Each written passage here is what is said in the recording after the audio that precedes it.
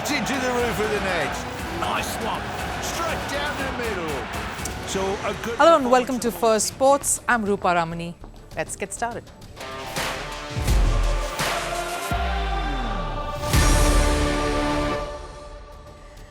Right, on the show today, Indian men's cricket team staged a dramatic comeback at Perth. Jasprit Bumrah led from the front as the stand-in skipper to take a 1-0 lead against Australia in the Border Gavaskar Trophy.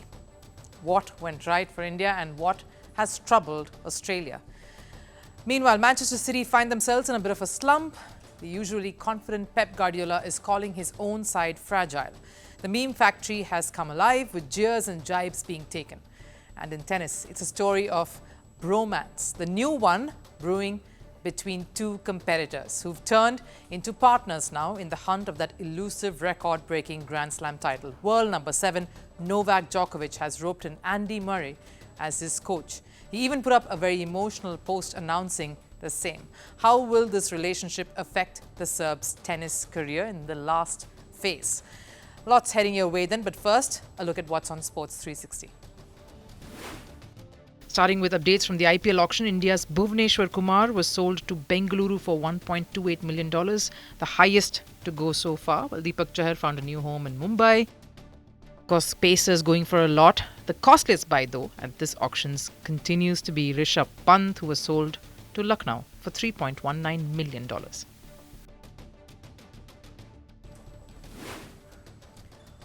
Over in football and the Premier League, Manchester United were held to a 1-1 draw by Ipswich Town. Marcus Rashford scored the opening goal for United 2 minutes into play. Ipswich's Omari Hutchinson hit an equaliser just before half-time. In another match, Liverpool beat Southampton 3-2. Mohamed Salah scored twice in the game. Over in Formula 1, Red Bull driver Max Verstappen clinched his 4th consecutive Drivers' Championship title despite finishing 5th at the Las Vegas Grand Prix. Verstappen is 63 points ahead of second-placed Lando Norris with just 2 races remaining. In tennis, world number 1 Jannik Sinner helped Italy retain their Davis Cup title. Italy beat Netherlands 2-0 to clinch the crown. Matteo Berrettini beat Dutchman Botic van de Zandschulp 6-4, 6-2 in straight sets. Sinner followed suit and beat Alon Griekspoor 7-6, 6-2. And Russia and North Korea have signed a protocol for sports exchanges in 2025. This comes after the sports ministers of two nations met in North Korea's capital, Pyongyang. Reports say the Russians visited North Korea's stadiums and viewed a taekwondo demonstration.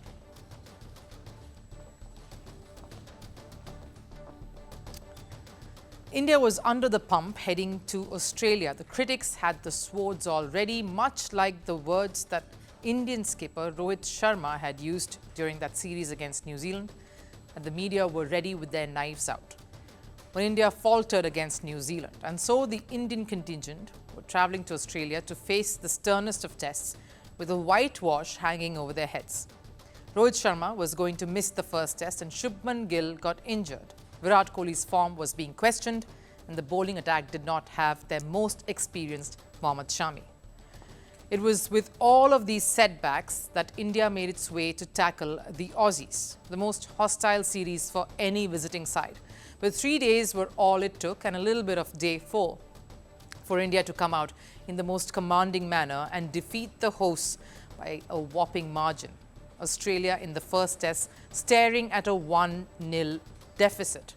And it happened at Perth, a very daunting venue at that.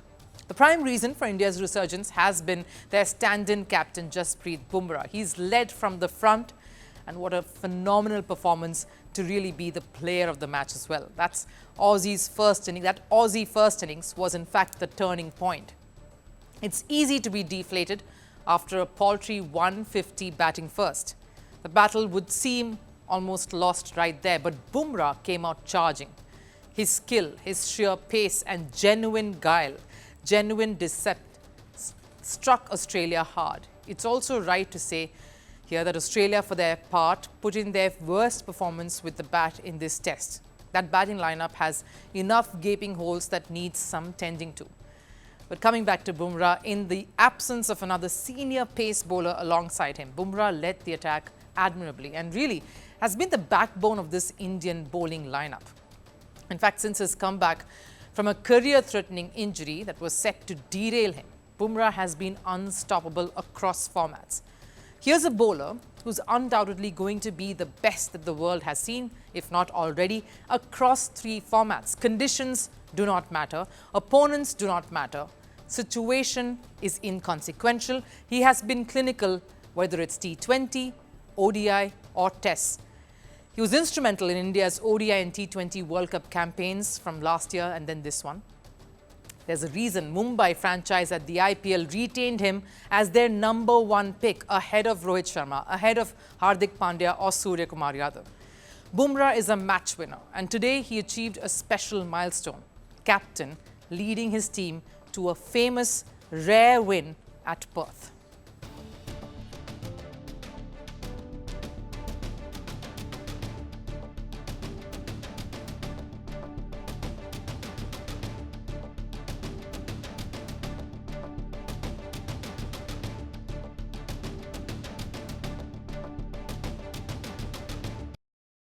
Played here in 2018, I remember that when you start here, the wicket is a little soft and then it gets quicker and quicker.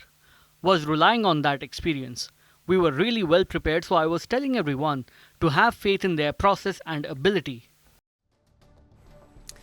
If one reason was the experienced Bumrah, the other has to be the fiery resistance of the newcomers and the youngsters, cricketers for whom Australia would have been a very, very daunting expedition. Yashasvi Jaiswal. This is India's next superstar without a doubt. 100 in Perth is mammoth. Jaiswal needed to resurrect the Indian batting after that appalling show on day 1 and he led the way. Only the 3rd Indian to score 100 in their first test in Australia, and I will have to add names like Nitish Reddy and Harshit Rana as well. Nitish Reddy's contributions with the bat was key. Rana took that wicket of Travis Head in the first innings, and of course Dhruv Jurel. He had a bit of a lovely, stunning catch from close quarters as well towards the end of that second innings earlier today, highlighting the guts that this Indian side truly has displayed. Jaiswal has had a great start to his test career. This was his best test innings probably. He left the ball, he has an attacking nature, but he left the ball well and played long. Virat Kohli finally silenced critics with that 100. Would have been absolutely relieved to get that monkey off his back. No hundreds in a while especially, and this was some time coming. And it's always good to see someone like Virat really getting into his zone, especially when it is against Australia in Australia. He's done that in the past. For Australia, there has to be a lot of self-reflection. That's the time right now. That's the mode they have to go back to. They have to head back to the dressing room to really think about where they went truly wrong. Do they have the right personnel in the right roles? Is their top order brittle, as we've seen in this test? Were the bowlers a little too careless and relaxed in their approach because there were quite a few leg byes, a few slip chances? Now it's soon going to be time for Adelaide. It's a pink ball test, day and night game. That's a whole different challenge completely. And there's more trouble heading Australia's way if this was not enough. Mohammad Shami will be looking to make it back into the 11, so too Rohit Sharma, who's landed in Perth. And of course, Bumrah, as always, is ready to make way for Rohit and assist him when the time comes. He is the captain of our side. He has done a phenomenal job. I was filling in for him. I had a discussion with him when he was in India. We kept discussing how we are shaping up. I am not going to tell him that I am going to lead, but yeah, I am going to help him in whatever capacity I can. The leadership, the mentorship core of this particular Indian squad is really in safe hands. Rohit, in fact, was seen in the nets as soon as he reached Perth, batting and padding up to the pink ball. He was facing deliveries by bowlers using the pin ball, the net bowlers, in fact. And of course, there's also news of Shubman Gill probably fit enough to come back if his thumb is healed. So much to look forward to in this series. It isn't the final frontier for nothing. And expect a fighting response from the Aussies when we head to Adelaide. Pep Guardiola's Manchester City is now experiencing something they never had to. Instead of winning, City are on a losing streak. Manchester-based club lost to Tottenham 4-0 in the Premier League over the weekend, making it now 5 losses across all formats on the trot. Enough reason for me to try and highlight some concerns in the City camp. What's more worrying, though, is the fact that they aren't just losing, they are being outplayed by their opponents. Before Tottenham, it was Brighton that gave City the reality check. In the Champions League, Sporting ran riot in their 4-1 win. 13th ranked Bournemouth convincingly beat City 2-1 in Premier League. Tottenham, of course, got the better of City 2-1 in the League Cup as well. The once confident Pep Guardiola is now calling his own team fragile. I would say we are quite fragile right now. That is obvious. There are many things that are going to happen that we need to do to break the results as much as possible to get more positive and confident. We were not able to win it, to give an extra action afterwards. Be it the Premier League, Champions League or the domestic cup competitions, the champions have fallen off the grid all through. So much so that Manchester City have become the butt of all jokes and memes all over the internet.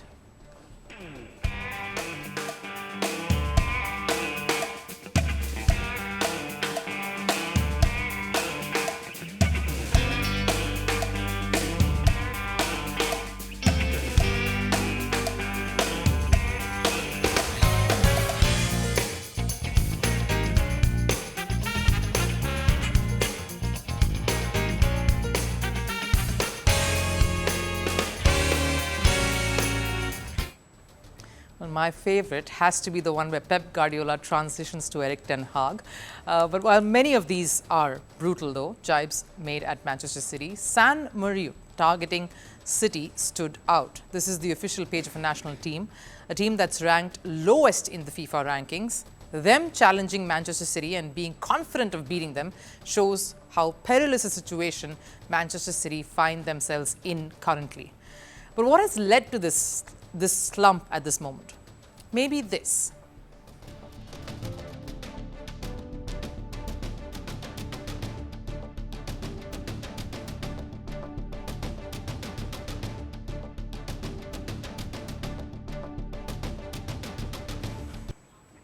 Manchester City forward Erling Haaland has seen his form fall off a cliff ever since that incident that you just witnessed.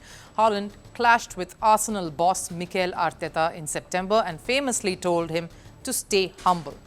This was after their 2-2 draw against the Gunners. But ever since that day, Haaland has only scored 2 goals in the past 2 months. So clearly, Haaland has gone from asking Arteta to being humble to now being humbled on the pitch. It's not normal in a club like this. It hurts. It clearly does. It's about restarting. It's about looking at what's next. It's about staying in the present moment and to look what's ahead. It's not just Haaland's failure that has hurt City. Manchester City's defence has been lacklustre. The club has failed to defend easy chances, and the reason behind that is Ballon d'Or winner Rodri's absence.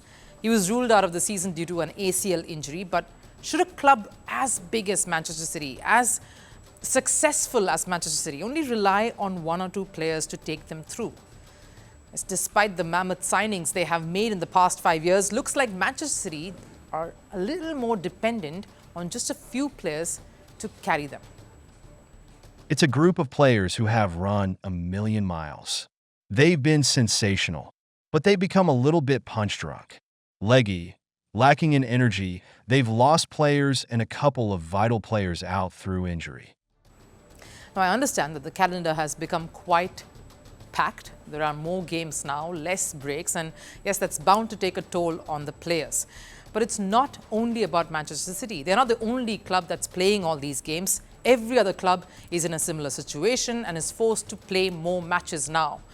Maybe Pep Guardiola needs to start rotating his players before it's too late for his squad, because up ahead is a challenging task for the Manchester City boss. They're set to face Feyenoord in Champions League, who have won as many games as City in the tournament this season. And of course, the biggest test will be against a red-hot team and title favourites Liverpool at the Premier League. With Haaland misfiring, Rodri still unavailable, and Kevin De Bruyne's return much awaited. Maybe City need to look towards their bench, make some bold moves. That's the only way they can possibly look to arrest what looks like a bit of a downhill journey.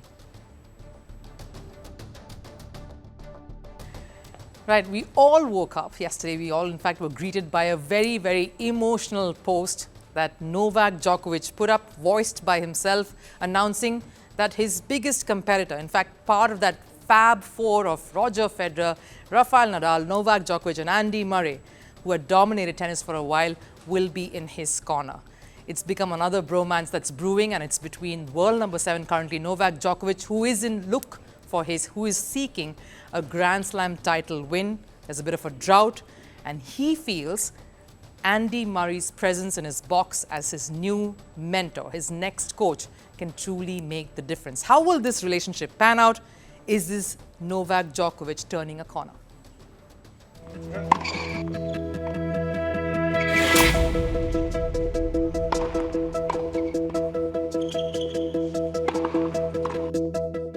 Novak Djokovic added the missing piece to his already storied career by winning gold at the Paris Olympics. And while the gold was historic for the Serbian legend, it was the only major achievement he had in the past 1 year. The 37-year-old tried everything to compete with the likes of Italy's Yannick Sinner and Spain's Carlos Alcaraz. But Djokovic couldn't get past either of the young guns to win even a single Grand Slam title. Djokovic even parted ways with Goran Ivanisevic to bring a change to his coaching staff, but nothing worked for the 24-time Grand Slam champion. To reclaim the throne, Djokovic is now turning to the concept of keeping your friends close and your competitors even closer. Andy Murray has been included to Djokovic's coaching staff to make 2025 a competitive year for the Serbian. We played each other since we were boys. 25 years of being rivals, of pushing each other beyond our limits. We had some of the most epic battles in our sport. I thought our story may be over. Turns out, it has one final chapter. It's time for one of my toughest opponents to step into my corner. Maybe the best way to get back to winning ways is by including your toughest competitor in the coaching staff.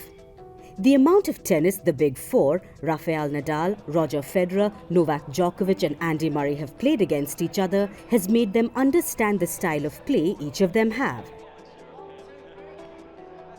And more than Federer and Nadal, it's Andy Murray whose career has coincided with that of Djokovic. Murray and Djokovic started playing each other as juniors and met 36 times as professionals. Although Djokovic holds a 25-11 advantage over Murray and 8-2 in the Grand Slams, it's the competitive tennis the duo are known for. Because whenever the two met in the finals of major tournaments, Murray never made it easier for the Serb. Out of the 19 finals, Djokovic managed to win 11, but Murray finished superior in 8 of them. So if Murray can give Djokovic a tough fight as a player, he can sure work with Djokovic to restore his superiority. I'm going to be joining Novak's team in the off-season, helping him to prepare for the Australian Open. I'm really excited for it and looking forward to spending time on the same side of the net as Novak for a change, helping him to achieve his goals. Maybe it's not the technique that Djokovic is lacking. The weaknesses have been exposed and exploited by the current lot. And who better than Andy Murray to cover up those weaknesses? Murray retired owing to injury concerns despite being the same age as Djokovic. But maybe the Brit can help Djokovic continue his career by overpowering the youngsters. The experience of two of the biggest superstars will be up against the raw passion of Alcaraz and Sinner, something that the tennis world is eagerly waiting for. Right, time for last serve. Argentina erupted in joy after Racing Club were crowned champion of the Copa Sudamericana. They beat Brazil's Cruzeiro in the final. Take a look at the celebrations.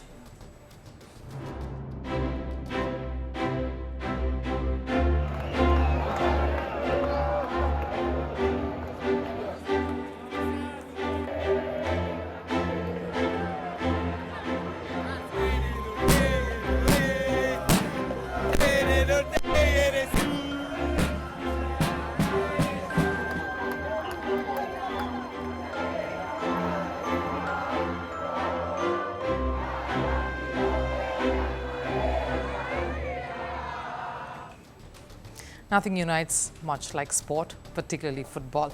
That does it here on First Sports. Thank you for watching. I'll see you again tomorrow.